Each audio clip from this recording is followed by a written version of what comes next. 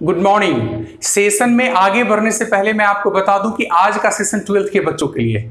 अगर आप 12th के स्टूडेंट्स हैं तो सेशन में बने रहिए, अन्यथा इसको स्किप कर जाइए, क्योंकि आपके काम की चीज है नहीं। क्यों अपना टाइम यहाँ पर वेस्ट करोगे। वन थिंग, जैसा कि आपको पता है कि एक रेनबो बुक होता है। रेनबो बुक के दो पार्ट हैं, प्रोज और पोइट्री। जैसा कि मैंने पोइट्री सेक्शन को स्टार्ट किया है, पोइट्री सेक्शन में कई पोइम्स हैं। फर्स्ट पोइम है जिसका नाम है सुटेस्ट love I do not go, जो कि जॉन डॉन के द्वारा कंपोज की गई है, जिस पोइम पर मैं काम कर रहा हूं। आज का वीडियो लेक्चर जो है, थर्ड वीडियो लेक्चर है सुटेस्ट love I do not go poem से रिलेटेड। इसके दो वीडियो लेक्चर को मैंने पहले ही अपलोड कर दिया है। अगर आपने अब तक उन दोनों वीडियो को नहीं देखा है तो सबसे पहले उनको देखिए, तो आज का क्लास जो है, आज का सेशन आपको 100% समझ में आएगा, अन्यथा समस्या का सामना करना पड़ सकता है। एक्चुअली हो क्या रहा है कि मैंने फर्स्ट लेक्चर में हिंदी में एक्सप्लेन किया था पोएम को, सेकेंड लेक्चर में मैंने ऑब्जेक्टिव क्वेश्चंस को डील किया है, और आज मैं थोड़ा सा आपका टेस्ट लेकर के देखना चाहता हूं। एक्चुअली मैं चाहता हूं ये जानना कि आप कितना कैच कर रहे हैं, इसलिए मैं आज थोड़ा सा आपका टेस्ट लेना चाहता हूं। कुछ खास है नहीं प्रोसेस, टेस्ट का प्रोसेस है कि कुछ क्वेश्चंस आपके सामने आएंगे, उसको आपको बनाना है, यानी कि सबसे पहले आपको सोच लेना है कि उसका आंसर क्या होगा, और फिर मैं उसके आंसर को बताऊंगा, तो आपको मैच कराना है कि आप कितने % सही हो रहे हैं। अगर आप नहीं सही हो रहे हैं तो फिर आप दोनों लेक्चर को सुनेंगे, और तब अगर टेस्ट को अटेम्प्ट करेंगे तो आसानी से आप क्वेश्चंस को सॉल्व कर सकते हैं। सेशन में आगे बढ़ेंगे, टेस्ट को शुरू करेंगे, लेकिन मैं चाहता हूं कि थोड़ा सा ब्रीफ में बता दो इस पोएम के बारे में। जैसा कि जॉन डॉन के बारे में जाना जाता है, जॉन डॉन एक महान कवि थे, महान थे तभी तो आज हम उनकी पोएम्स को पढ़ रहे हैं, अन्यथा क्यों पढ़ते हैं। उनको न्यू काइंड ऑफ लिरिकल और सेटिरिकल वर्ड्स के पायनियर के रूप में जाना जाता है। वो मेटाफिजिकल पोइट के रूप में भी जाने जाते थे। जीवन में उन्होंने काफी संघर्ष किया और संघर्ष करने के बाद सफलता प्राप्त की है, इसलिए उनको महान कवियों में से एक के रूप में गिना जाता है। ये जो प्रेजेंट पोएम है, इस पोएम के बारे में सबसे पहले आप इतना ही जानिए कि इस पोएम के माध्यम से पोइट अपने बिलॉव्ड यानी कि वाइफ को कन्विंस करने की कोशिश कर रहे हैं। एक्चुअली पोइट को इस बात के बारे में अच्छे से जानकारी है कि डेथ सर्टेन है, सबको आनी है, तो कवि चाहते हैं, पोइट चाहते हैं कि मरने से पहले क्यों न जीवन के कुछ मजे ले लिए जाए, कुछ आनंदप्रद वस्तुओं का आनंद ले लिया जाए। इसलिए वो कॉन्टिनेंटल ट्रिप पर जर्मनी जाना चाहते हैं। दूसरी तरफ उनकी बिलव्ड के मन में कई प्रकार की आशंकाएं हैं कि अगर उनका बिलव्ड, उनका पति, उनका हस्बैंड अगर टूर पे जाता है, ट्रिप पे जाता है, तो शायद उनके साथ कुछ बुरा घटित हो सकता है। तो इसी क्रम में पोइट अपने बिलव्ड को कन्विंस करने की कोशिश करते हैं, और उसी का ये पोएम करी है। यह एक प्रकार का लव पोएम है। तो जरा मैं बता देता हूं क्या होता है इसमें। पोइट अपने प्रेमिका यानी बिलोव्ड से कहते हैं कि हे मेरे प्रिय, मैं तुमसे ऊब करके या तंग होकर के नहीं जा रहा हूं, और ना ही कोई मुझे दूसरी सुंदर महिला मिल गई है, या फिर मुझे इस बात की कोई आशा है कि संसार मुझे तुमसे सुंदर, तुमसे बेहतर प्रेमिका दे सके, इसलिए मैं जा रहा हूं। मेरे जाने के पीछे कोई और कारण है। पोइट इस बात को एक्सेप्ट करते हैं कि मौत जो है वो सबको आनी है, और पोइट जो है सो ग्लैडली डेथ को एक्सेप्ट भी करते हैं, और वो कहते हैं कि मुझे भी आनी है मौत, और अपने प्रेमिका को समझाते हैं कि तुमको भी मौत आनी है। तो मैं चाहता हूं कि मरने से पहले क्यों नहीं संसार के कुछ सुंदर वस्तुओं का अनावरण कर लूं, ताकि मौत के समय किसी प्रकार का कोई पश्चाताप न रहे, किसी प्रकार का कोई मलाल जीवन के बारे में न रह जाए। पोइट अपने बिलव्ड को समझाने की कोशिश करते हैं, और ये कहते हैं कि वो उनको जाने दे, और किसी प्रकार के मन में कोई आशंका नहीं पाले किसी अनिष्ट के होने की, या फिर किसी प्रकार के इधर उधर की बातों को उसके मन में न आने दे। कभी अपने प्रेमिका को समझाने के लिए यहाँ पर प्राकृतिक से कुछ इमेजेस का यूज करते हैं, कुछ वस्तुओं का उदाहरण लेते हैं, और अपनी बातों को जोर दे करके अपने प्रेमिका को समझाने की कोशिश करते हैं। वो कहते हैं कि देखो, कल सूर्य यहीं था, कल रात चला गया था, फिर आ गया, न तो उसके पास कोई चेतना है, कोई संवेदना है, न कोई सोचता है, न विचारता है, सिर्फ आता है और जाता है, और न ही उसके आने जाने का कोई शॉर्टकट तरीका है। तो जिस प्रकार सूर्य जा सकता है, आ सकता है, तो मुझ पर विश्वास करो कि मैं भी जाऊंगा और मैं आऊंगा। मेरे पास तुम्हारे पास आने का मोटिव है, इसलिए मैं वादा करता हूं, मैं तुमको विश्वास दिलाता हूं कि मैं सूर्य के गति से, सूर्य के प्रकाश के गति से भी तेज गति से पंख लगा करके, उड़ करके तुम्हारे पास आ जाऊंगा। वो इस बात पर भी जोर देते कि मानव बड़ा कमजोर होता है, मानव अपने भाग्य पर आश्रित रहता है। मानव का भाग्य जब तक अच्छा, मनुष्य का भाग्य जब तक अच्छा है, तब तक सब कुछ ठीक ठाक चलते रहता है। लेकिन जैसे ही मनुष्य के भाग्य में कोई प्रॉब्लम आता है, मनुष्य का भाग्य अगर खराब हो जाता है, उसका अगर बुरा समय आ जाता है, तो अपने बीते हुए समय में से ना तो समय को वापस बुला सकता है, और ना ही अपने जीवन में कुछ जोड़ सकता है। वो बताते हैं कि जब हम किसी बुरे चीजों का सामना करते हैं, तो हमारे पास उतनी स्ट्रेंथ आ जाती है, भगवान हमको उतना बल देते हैं कि उसका डट करके हम सामना करते हैं, और उससे हम बाहर भी निकल आते हैं। वो बताते हैं कि हमारी सबसे बड़ी समस्या है कि हम पहले से किसी अनिष्ट के होने के बारे में सोच लेते हैं, जिससे उस अनिष्ट के होने की संभावना बढ़ जाती है, क्योंकि उसको हम रास्ता हम ही दिखलाते हैं। इसलिए पोइट अपने बिलॉव्ड को बताते हैं कि एडवांस में किसी बुराई के बारे में, किसी अनिष्ट घटना के बारे में नहीं सोचना चाहिए। पोइट अपने बिलॉव्ड को यह भी समझाते हैं कि उसको रो करके और सिसक करके अपने प्यार को पोइट के प्रति नहीं जताना है, क्योंकि ऐसा करने से पोइट को प्रॉब्लम होता है। वो कहते हैं प्रेमिका को, जब तुम सिसकती हो तो मुझे लगता है कि मेरे शरीर से मेरा आत्मा जो है वो निकल करके दूर हो रहा है। तुम्हारे रोने से मुझे लगता है कि मेरे शरीर का ब्लड जो है सो डिके हो रहा है, और तुम इस प्रकार से अपने प्रेम को मेरे प्रति जताती हो, ये तरीका अच्छा नहीं है। इस तरीका से तुम मेरा जीवन बर्बाद कर रही हो। कवि को अपने प्रेमिका का रोना और सिसकना बिल्कुल ही पसंद नहीं है। वो नहीं चाहते हैं कि उनकी प्रेमिका रोए और सिसके। वो समझाते हैं कि भाग्य में जो लिखा हुआ है वो होगा, उसको कोई टाल नहीं सकता है। अगर ट्रिप पर मेरी मौत लिखी होगी तो हो जाएगी, लेकिन इतना ही जानो कि दो सच्चे प्रेमी एक दूसरे से प्यार करने वाले, एक दूसरे के अंदर रहने वाले कभी एक दूसरे से अलग नहीं हो सकते। मौत भी उनको अलग नहीं कर सकती है। अगर मौत भी आ जाती है, हम अलग भी हो जाते हैं, तो इतना ही मानना है कि जिस प्रकार नींद में हम कुछ समय के लिए एक दूसरे से बिछड़ जाते हैं, वैसे हम बिछड़ गए और फिर से हमारी मुलाकात स्वर्ग में दोबारा से होगी। कवि जो है यहाँ पर, पोइट जो है यहाँ पर बताना चाहते हैं कि मौत को वो ग्लैडली एक्सेप्ट करना चाहते हैं। मौत से डरने की जरूरत नहीं है। आने वाले हर घटनाओं का सामना करने के लिए अपने आप को कवि पोइट जो है तो तैयार रखना चाहते हैं, तैयार हैं भी, और अपने बिलॉव्ड को भी समझाते हैं कि किसी प्रकार के अनिष्ट के बारे में पहले से सोच करके संशंकित न हो, जिससे कि उस घटना के होने की संभावना बढ़ जाती है। तो मोटा मोटी तौर पर पोइट के विचारों को मैंने बताया, जिसके माध्यम से पोइट अपने बिलॉव्ड को समझाने की कोशिश करते हैं। आप पीछे की वीडियो को देखिएगा तो पूरी बातें स्पष्ट रूप से समझ में आ जाएगी। तो चलिए आज का टेस्ट स्टार्ट करते हैं। टेस्ट में क्या क्या करेंगे सो आप देखते चलिए। और आपको करना क्या है कि पहले आप अपने आंसर को देख लीजिए, मन में सोच लीजिए कि आपका आंसर ये होगा, फिर मैच कराइए कि आपका आंसर मैच करता है कि नहीं करता। नहीं मैच करता तो उसको याद कर लीजिए। तो चलिए स्टार्ट करते हैं test. True false test. Actually अभी होगा क्या कि मैं सेंटेंस लिखा हुआ है, मैं पढ़ूंगा और आपको बताना है कि ट्रू है कि फॉल्स है। ट्रू के लिए टी और फॉल्स के लिए एफ आप लिखेंगे। तो पहला क्वेश्चन देखिए, first question, the poet wants to go away because he is tired of his beloved. इस स्टेटमेंट का मतलब होता है कि कवि जो है वो दूर जाना चाहते हैं क्योंकि वो अपनी प्रेमिका से थक चुके हैं, उब चुके हैं, तंग आ चुके हैं। जैसा कि हम लोगों ने पोएम को डील किया है, पोएम को पढ़ा है, फर्स्ट ही लाइन में पोइट ने अपने प्रेमिका को कहा है कि हे मेरे प्रिय, मैं तुमसे ऊब करके, तंग होकर के और परेशान होकर के नहीं जा रहा हूं, मेरे जाने के कुछ और कारण हैं। तो जब इस क्वेश्चन की बात आएगी कि the poet wants to go away because he is tired of his beloved, तो आप बताओ ट्रू है कि फॉल्स है। थोड़ा सा मैं समय देता हूं, सोच लो। फिर से मैं एक बार क्वेश्चन पढ़ता हूं। The poet wants to go away because he is tired of his beloved. कवि जो है जाना चाहते हैं क्योंकि वो अपनी प्रेमिका से तंग आ चुके हैं, थक चुके हैं, उब चुके हैं। आपने आंसर सोच लिया होगा तो मैच कराइए। ये जो है सो फॉल्स है। फॉल्स इसलिए है कि कवि जो है अपने प्रेमिका से उबते नहीं है, तंग नहीं होते हैं, परेशान नहीं होते, इसलिए आपका आंसर क्या हो जाएगा? यहां पर आपको क्या लिखना पड़ेगा? फॉल्स। समझ में आ गया होगा अगर आपने वीडियो लेक्चर देखा है तो। नेक्स्ट क्वेश्चन की तरफ चलते हैं। The poet has found another lady who is more beautiful. इसका मतलब होता है कि कवि को दूसरी महिला मिल गई है जो उनके बिलॉव्ड से ज्यादा सुंदर है। नहीं, फर्स्ट पोएम के फर्स्ट स्टेंजा में पोइट ने इस बात को क्लियर किया है कि उन्हें कोई दूसरी महिला नहीं मिली है, और ना ही उनको इस बात की आशा है कि संसार उनको उनके जो वर्तमान प्रेमिका है उससे ज्यादा सुंदर और बेहतर प्रेमिका दे सकती है।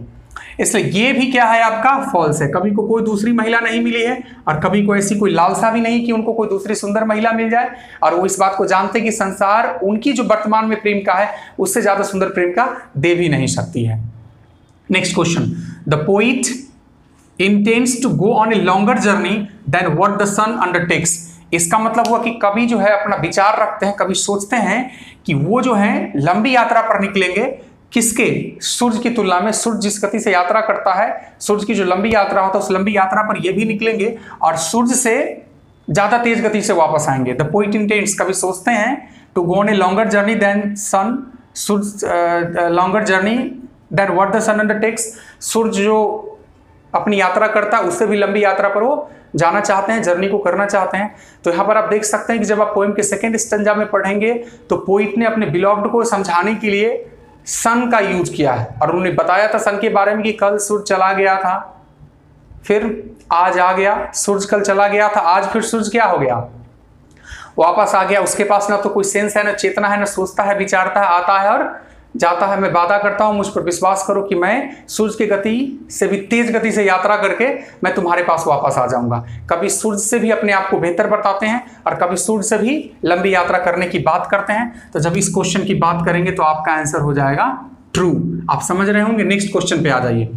Men's power is very big, इसका मतलब होता है कि मनुष्य की शक्ति काफी कमजोर है। आप थर्ड स्टेंजा पे जाइएगा तो आपको पता चलेगा कि फर्स्ट लाइन में ही पोइट ने बताया कि मनुष्य काफी कमजोर होता है, मनुष्य हमेशा भाग्य पे डिपेंड करता है, मनुष्य का डिपेंडेंस जो है सो लक पे होता है और लक के आधार पर मनुष्य के जीवन को डिसाइड किया जाता है। पोइट डिस्क्राइब करते हैं कि मैन के हाथ में कुछ भी नहीं होता है, मनुष्य के हाथ में कुछ भी नहीं होता है, सब कुछ भाग्य पे डिपेंड करता है। अगर मनुष्य का भाग्य अच्छा है तो सब कुछ अच्छा चलते रहता है, लेकिन जैसे उसका समय खराब होता है, जैसे उसका बुरा टाइम आता है, तो ना तो अपने जीवन में 1 घंटा जोड़ सकता है, ना ही बीते हुए समय को बुला सकता है। तो जब इस लाइन की बात करेंगे तो ये भी हमारा क्या हो जाएगा, ट्रू हो जाएगा। नेक्स्ट लाइन पे आइए। The poet loves his beloved so intensely that he will come back very soon. इसका मतलब हुआ कि कवि अपने प्रेमिका से इतना ज्यादा प्यार करते हैं कि वो जल्द ही लौट करके वापस आएंगे। कभी इस बात का विश्वास दिलाते हैं सेकेंड स्टेंजा में अपने प्रेमिका को कि जैसे ही उनका समाप्त होगा यात्रा, सूर्य के गति से भी, सूर्य के प्रकाश के गति से भी तेज गति से यात्रा करके, यानी पंख लगा करके उड़ करके उनके पास आ जाएंगे। मतलब कभी चाहते हैं अपने काम को समाप्त करने के तुरंत बाद बिना समय को बर्बाद किए अपने बिलव्ड के पास आने की उनकी इच्छा है। तो ये भी क्या हो जाएगा, ट्रू हो जाएगा। तो ट्रू फॉल्स के क्वेश्चंस को अगर आपने पोएम को देखा है, पोएम को पढ़ा है अगर आप, तो ट्रू फॉल्स आप बड़ी आसानी से बना सकते हैं। ऐसे क्वेश्चंस को आप याद नहीं कर सकते, क्योंकि याद करके सारे क्वेश्चंस को नहीं रखा जा सकता। फिर आगे चलते हैं, आगे है fill in the blanks test. यानी अब देखते हैं कि आपने जो पोएम पढ़ा है उसके आधार पर आपका क्या कंसेप्ट डेवलप हुआ है, इस टेस्ट के माध्यम से पता चलेगा। अगर आप नहीं फिल इन द ब्लैंक्स कर पाते हैं तो भी कोई बात नहीं है, मैं करके दिखाऊंगा, बस आपको याद कर लेना है। तो देखिए, the speakers beloved sighs away, इसका मतलब हुआ कि स्पीकर की प्रेमिका यानी कि पोइट की प्रेमिका जो है सो सिसकती है। तो क्या होता है, तो कभी कहते हैं कि जब तुम सिसकती हो तो मुझे अनुभव होता है कि मेरी आत्मा जो है मेरे शरीर से दूर होते जा रहा है। The poet speaker's beloved sighs away, the poet feels his soul going away. तो कभी फील करते हैं कि उनकी जो आत्मा है उनसे दूर चली जा रही है। वो बताते भी इस बात को अपने बिलव्ड को कि जब तुम सुसकती हो तो बिना, ऐसा प्रतीत होता है कि कोई हवा का झोंका नहीं है, और बिना हवा के झोंके के मेरे अंदर की जो आत्मा है, मेरे शरीर का जो सोल है, वो मुझसे दूर जा रहा है। Next, fill in the blanks. The speaker's life blood decays when, the speaker life's blood decay when, मतलब स्पीकर का जो लाइफ है, ठीक है, उनका जो ब्लड है डिके होता है, उनको लगता है कि उनमें खून का क्षय हो रहा है। ऐसा कब वो अनुभव करते हैं, तो कहते हैं कि जब तुम रोती हो तो मुझे लगता है कि मेरे शरीर के का जो खून है, मेरे शरीर का जो ब्लड है वो डिके हो रहा है। When his beloved weeps. Next question पर आ जाते हैं। The speaker asks his beloved not to forethink him, the speaker asks his beloved not to forethink him any ill. आप देखेंगे जब लास्ट पैराग्राफ में जाएंगे, लास्ट स्टेंजा में जाएंगे पोएम के, तो कवि ने कहा है कि the speaker asked his beloved, अपने प्रेमिका से कहा है not to forethink him any इल, कि अपने हृदय में किसी प्रकार की कोई बुरी भावना को मत आने दो, किसी प्रकार के कोई बुरे ख्यालात को मत आने दो, ऐसा कवि कहते हैं। तो the speaker asked his beloved not to forethink him any ill, उनके बारे में किस प्रकार के कोई बुरे चीजों को नहीं सोचे। They who keep one another alive can never be parted। आपने अगर पोइम पढ़ा है, नहीं पढ़ा है, तो अभी से भी समय है, जाइए बुक को ओपन कीजिए और पोइम पे जाइए। लास्ट लाइन में जब आप जाएंगे, लास्ट स्टेंजा में, तो ये लाइन आपको मिल जाएगा, They who keep one another alive can never be parted। तो आप देख रहे हैं कि किस प्रकार हम लोग ऑब्जेक्टिव क्वेश्चंस को डील कर रहे हैं। आपने देखा होगा कि आप कितने क्वेश्चंस को बना सकते हैं, नहीं भी बना है कोई बात नहीं, आप ऐसे क्वेश्चंस को प्रैक्टिस करके याद रख सकते हैं। अभी और मैं कुछ क्वेश्चंस का टेस्ट लेने वाला हूं, बस आप मेरे साथ बने रहिए। टेस्ट को आगे की तरफ बढ़ाते हैं, उसी को कंटिन्यू करते हैं। कुछ क्वेश्चंस आपके सामने और प्रेजेंट है, आप जरा उसको सॉल्व करने की कोशिश कीजिए। तो चलिए फर्स्ट क्वेश्चन की तरफ चलते हैं। चूज द करेक्ट आंसर, इसका मतलब हुआ कि सही उत्तर को, सही आंसर को चूज करें। सबसे पहले क्वेश्चन को देखिए, who has composed the poem सुटेस्ट love I do not गो। इसका मतलब हुआ कि poem सुटेस्ट love I do not गो को किसने कंपोज किया है, और आपके सामने ऑप्शन में John Donne, Andrew marvel, George Herbert और नन ऑफ दीज। मुझे लगता है कि ये प्रश्न तो सबसे आसान होगा इस चैप्टर का, क्योंकि इस प्रश्न को आपने कई बार रिपीट किया है। तो टेस्ट हो या एग्जामिनेशन हो, कहीं भी इस क्वेश्चन का आंसर आप बता सकते हैं। तो मन में सोच लिया आपने क्या आंसर होगा? चलिए सोच लिया तो अच्छी बात है। मैं बताने जा रहा हूं कि यहाँ पर आंसर होगा जॉन डॉन। अब आप मैच कराइए कि आपका आंसर सही है या नहीं है। Next question, John Donne was the pioneer of, John Donne was the pioneer of, John Donne जो थे वो पथ प्रदर्शक थे किस चीज के? ऑप्शन में देखिए, Elizabethan poetry, Elizabethan poetry, metaphysical poetry, metaphysical poetry, restoration poetry, restoration poetry, new classical poetry. एक बार फिर से मैं रिपीट कर देता हूं, John Donne was the pioneer of, इसका मतलब हुआ कि जॉन डॉन पथ प्रदर्शक थे। अब किस किस चीज के, सो देख लीजिए, Elizabethan poetry, metaphysical poetry, restoration poetry और न्यू क्लासिकल पोइट्री। आंसर को सोच लिया आपने? अब मैं आंसर बताने जा रहा हूं, मैच कीजिए, और बड़ा आसान आंसर है। जॉन डॉन के बारे में मैंने बताया कि जॉन डॉन जो थे वो न्यू काइंड ऑफ लिरिकल और सैटिरिकल वर्स के पायोनियर थे, जिसको कि मेटाफिजिकल भी कहा जाता है। तो यानी कि आपका आंसर क्या हो जाएगा? Metaphysical poetry. ऐसे भी आपको पता होना चाहिए कि जॉन डॉन को मेटाफिजिकल पोइट के रूप में जाना जाता है। तो मेटाफिजिकल पोइट्री या मेटाफिजिकल जब भी आए तो आप जॉन डॉन की ही बात करेंगे, तो मेटाफिजिकल आंसर हो जाएगा। ठीक है, नेक्स्ट क्वेश्चन की तरफ चलिए। sweetest love I do not go is, sweetest love I do not go is, जिसका मतलब sweetest love I do not go है, क्या है? a sonnet, an ode, a lyric और ballad। ये एक लिरिक है, ये एक सॉन्ग है। क्या ये एक प्रकार का सॉन्ग है? और ऐसे भी मैंने आपको बताया था पहले ही लाइन में कि जॉन डॉन न्यू काइंड के लिरिकल और सैटिरिकल वर्स के क्या थे? पायोनियर थे। तो एक लिरिक है, आपका आंसर हो जाएगा लिरिक। आपने पता नहीं क्या लगाया है यहाँ पर। Next question, sweetest love I do not go has been addressed to, मतलब sweetest love I do not go जो है किसको संबोधित किया गया, किसको एड्रेस किया गया है? sweetest love I do not go has been addressed to, मतलब sweetest love I do not go जो पोएम है किसको एड्रेस किया गया है, किसको संबोधित किया गया है? ऑप्शन देखिए, Donne's sister, Donne's mother, Donne's friend, Donne's wife. एक बार फिर से देख लेते हैं, sweetest love I do not go has been addressed to, इसका मतलब sweetest love I do not go जो है इस पोएम के माध्यम से किसको एड्रेस किया गया है, किसको संबोधित किया गया है, किसको बताया गया है? Donne's sister, Donne's mother, Donne's friend और डॉन्स वाइफ। तो आपको अच्छे से पता होगा कि जब भी बात हम कविता sweetest love I do not go की करते हैं तो ये अपने बिलोव्ड यानी जो कि वाइफ है उसको ही समझाने की कोशिश करते हैं, क्योंकि poet John Donne Continental trip पर जर्मनी जाना चाहते हैं। दूसरी तरफ उनकी बिलोव्ड या उनकी वाइफ जो है उनके मन में आशंका है, इसलिए वो चाहते हैं कि उनका जो हस्बैंड है, उनका जो बिलोव्ड है वो नहीं जाए, लवर जो है सो नहीं जाए। तो यहां पर क्या हो जाएगा? Donne's wife. आंसर को मैच कराते चलिए, आप मन में आंसर सोचिए और फिर देखिए कि आपका आंसर मैच करता है कि नहीं। मैच किया तो भी ठीक, नहीं किया तो भी okay. Next question, the occasion of the poem sweetest love I do not go is dawns, the occasion of the poem sweetest love I do not go is dawns, मतलब ये जो कविता sweetest love I do not go है इसका क्या occasion है, मतलब किस occasion पर इस कविता को कंपोज किया गया है? ऑप्शन सुनिए, continental trip, space tour, voyage और none of these. Continental trip का मतलब होता है यूरोपीय दौरा, महाद्वीपीय दौरा, स्पेस टूर का मतलब अंतरिक्ष यात्रा और वोएज का मतलब होता है समुद्री यात्रा। तो मैंने बार बार इस बात को रिपीट किया है प्रत्येक सेशन में जो कि पोएम से रिलेटेड है कि पोइट जो है वो कहाँ जाना चाहते हैं? जर्मनी जाना चाहते हैं, अपने कॉन्टिनेंटल ट्रिप पे जाना चाहते हैं। तो आपका आंसर क्या हो गया? Continental trip. आप एक बार क्या कीजिए कि मेरे बताने से पहले आप खुद से देखिए कि आप के अनुसार क्या आंसर हो रहा है, और आप मैच करा करके देखिए कि आपका आंसर और मेरा आंसर मैच करता है कि नहीं। नेक्स्ट क्वेश्चन की तरफ चलते हैं। Donne presents himself in sweetest love I do not go, Donne presents himself in sweetest love I do not go। अब डॉन जो है, ये जो पोएम है sweetest love I do not go में अपने आप को कैसे रिप्रेजेंट करते हैं? ऑप्शन देखिए, the first person singular number, first person singular number grammatical matter है, the first person plural number, the third person singular number. अब सबसे पहला इस पोएम के का जो लाइन है, इस पोएम का जो हेडलाइन है उसको जरा देखिए, sweetest love I do not go। इसका मतलब क्या होता है कि हे मेरे प्रिय, हे मेरे सबसे अच्छे प्यार, मैं नहीं जाना चाहता हूँ। अब यहाँ पर मैं कौन है? आई जो है कौन है? तो आई जॉन डॉन को रिप्रेजेंट कर रहा है। चूंकि आई जॉन डॉन को रिप्रेजेंट कर रहा है, इसका क्या मतलब हुआ कि आई ही जॉन डॉन है। अब आई की हम ग्रामेटिकली दृष्टि से बात करेंगे तो आई क्या होता है, तो आई फर्स्ट पर्सन सिंगुलर नंबर होता है, इसलिए आपका आंसर क्या हो जाएगा, ए हो जाएगा। आपका आंसर क्या हो जाएगा, ए हो जाएगा। टेस्ट चल रहा है, मैं क्वेश्चन पढ़ता हूं, जब तक मैं आंसर नहीं बताता हूं तब तक आप क्या कीजिए कि उसी बीच में या क्वेश्चन को पहले ही पढ़ करके उसका आंसर को देखिए कि आपके अनुसार क्या होगा, फिर मैं जो आंसर बताता हूं उससे मैच कराइए और फिर देखिए कि आपका कितना मैच कर रहा है।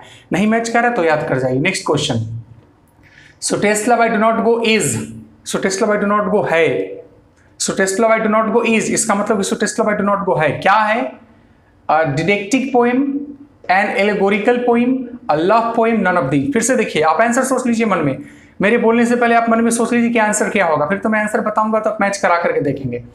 So Tesla bye do not go is मतलब so Tesla bye do not go है, a didactic poem, an allegorical poem, a love poem, none of these. तो बार बार रिपीट किया गया है कि यह एक लव पोएम है। ये पोएम जो है, इस पोएम के माध्यम से पोइट जॉन डॉन अपने बिलव्ड को कन्विंस करने की कोशिश करते हैं, इट्स अ लव पोएम, तो आपका आंसर लव पोएम हो जाएगा। Next question, Donne is well known for his, Donne को जाना जाता है, अच्छे रूप से जाना जाता है उनके किस चीज के लिए, songs and sonnets, satires, sermons, songs and sonnets, satires, sermons या ऑल ऑफ दीज। फिर से देखिए, Donne is well known for his, Donne को बड़े अच्छे तरीके से जाना जाता है उनके सॉन्ग एंड सोनेट्स के लिए, उनके सटायर्स के लिए या उनके सेरमन्स के लिए। तो मैंने बताया था पहले ही क्लास में, in the first session I describe it that कि जॉन डॉन को इन सभी चीजों के लिए जाना जाता है, song and satire, sorry songs and sonnets, satires और सेरमन, सभी चीजों के लिए जाना जाता है, यानी कि आंसर क्या हो जाएगा, all of these. It's okay. Next question, in the poem so Tesla bye do not go, die stands for. Actually एक बात मैं यहाँ पर डिस्क्राइब करना चाहता हूँ, so Tesla bye do not go poem जो लिखा गया है, इसमें ओल्ड इंग्लिश जमाने के इंग्लिश यानी ओल्ड स्पेलिंग का यूज किया गया है। अब जो हमारी स्पेलिंग है वो स्पेलिंग थोड़ा सा अलग है। जैसे आपने हेडिंग को ही देखिए, बार बार मैं हेडिंग को लिखता हूँ जैसे so Tesla bye do not go, तो यहाँ पर गो के स्पेलिंग को देखिए, GOE है। अब गो का स्पेलिंग क्या होता है, GO। एक बात मैं आपको बताना चाहता हूं कि पहले वी का स्पेलिंग WEE हुआ करता था, WEE हुआ करता था। अब हमारा स्पेलिंग क्या है, WE। पहले मी का स्पेलिंग MEE हुआ करता था, अब मी का स्पेलिंग क्या, ME। तो आप इस पोएम में देखेंगे कि अनेक स्पेलिंग्स आपको मिलेंगे, अनेकों ऐसे वर्ड्स मिलेंगे जिसका स्पेलिंग थोड़ा सा आपको अटपटा सा लगेगा। ऐसा इसलिए क्योंकि इसमें ओल्ड स्पेलिंग को यूज किया गया है, और जब आप मॉडर्न स्पेलिंग की करेंगे तो थोड़ा सा चेंज हो गया है। तो यहाँ पर देखिए, in the poem so Tesla bye do not go, die stands for, मतलब करता so Tesla bye do not go में DOIE, डाई किस बात का प्रतीक है, किस बात को रिप्रेजेंट करता है, टू डाई मरने को, टू पेन दर्द सहने को, या बोथ A and B, दोनों A and B को। तो आप जानिए कि यहां पर जो डाई शब्द है ये मरने को रिप्रेजेंट करता है, इसलिए आपका आंसर हो जाएगा A यानी to die. Next question, so Tesla bye do not go may be compared with Shakespeare's. इसका मतलब हुआ कि so Tesla bye do not go जो पोएम है उसको कंपेयर किया जा सकता है शेक्सपियर के किस कविता से, नीचे आपके पास ऑप्शन दिया हुआ है। मैंने इस पर भी चर्चा किया है पोएम को डिस्क्राइब करते समय या फिर ऑब्जेक्टिव क्वेश्चन डील करते समय। अगर आपने उन दोनों सेशन को देखा है तो ये क्वेश्चन भी आपके लिए आसान है। So Tesla bye do not go may be compared with Shakespeare, so Tesla bye do not go जो है कंपेयर किया जा सकता है शेक्सपियर के किस कविता से, all the world's stage, the marriage of true minds और blow blow the winter wind. मैंने चर्चा किया था कि शेक्सपियर की कविता जो the marriage of true minds है, माइंड्स जो है वो भी क्या है, एक प्रकार का लव पोएम है, इसी से मिलता जुलता पोएम है। दोनों का थीम कह सकते हैं कि एक ही टाइप पर, एक ही पैटर्न पर लिखा गया है। तो आप बता सकते हैं कि आपका आंसर की जब बात आएगी तो आपका आंसर क्या हो जाएगा, be the marriage of true minds. अब आपने देख लिया कि मैंने आपको ट्रू फॉल्स कराया, ट्रू फॉल्स के साथ साथ मैंने आपको फिल इन द ब्लैंक्स पर भी काम करवाया और फिर ऑब्जेक्टिव क्वेश्चंस को भी डील करवाया। अब आपको देखना है कि आपने कितने क्वेश्चंस के आंसर सही दिए हैं तो अच्छी बात, सारे आंसर सही है, नहीं दिए हैं तो भी कोई बात नहीं। पिछले जो भी वीडियोस है उस सेशंस को आप देखिए अच्छे से, फिर से इस टेस्ट को अटेम्प्ट कीजिए और इन क्वेश्चंस को याद करना जरूरी है, क्योंकि एग्जामिनेशन में क्वेश्चंस तो रहेंगे ही।